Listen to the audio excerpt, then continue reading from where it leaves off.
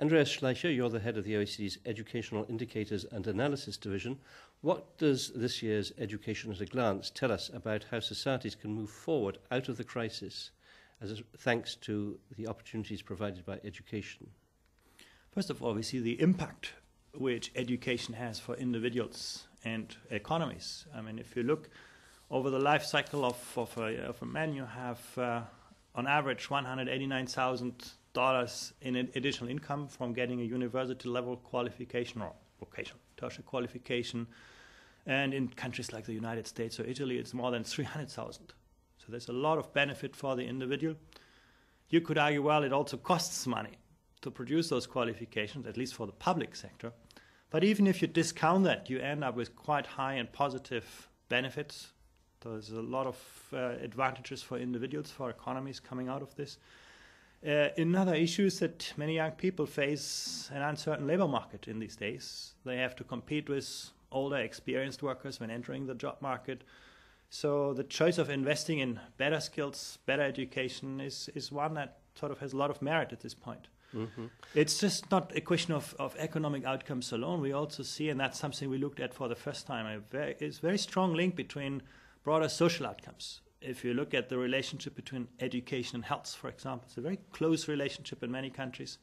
If you look at even things like interpersonal trust, things that our societies rely on, political interest, all of those depend really on advanced qualifications, on better skills. So there's a lot of dimensions, and this economic crisis will have long-term social consequences, and education may be quite a powerful lever to deal with them. As we know, moving out of the present crisis, governments are going to be very strapped for cash. How can they deal with the costs that will be associated with the increased demand for education that we can likely expect?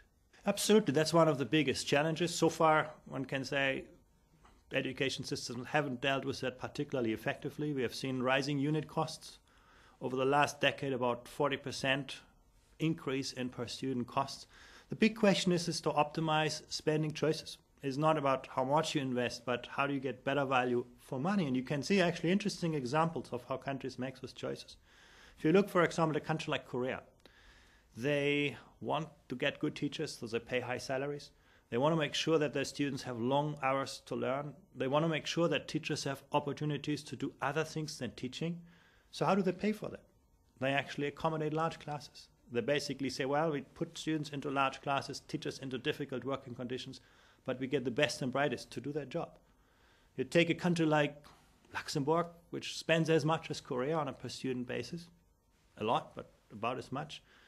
And they say, well, we go the more complacent route. We basically want to have small classes, teachers like small classes, students like them, parents like them. But the consequences, then you can't spend that money on good salaries, on long instruction hours. So it's those kinds of choices that will largely determine how well education systems will address the issue of restrained public spending that most countries are facing. So if you were going to give a message to a young student about to finish secondary school, what would you tell him or her?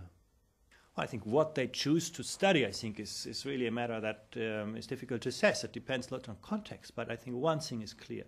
Never before have the life chances been so good for people who are well educated. And never before have been the risks of not achieving baseline qualifications have been as high.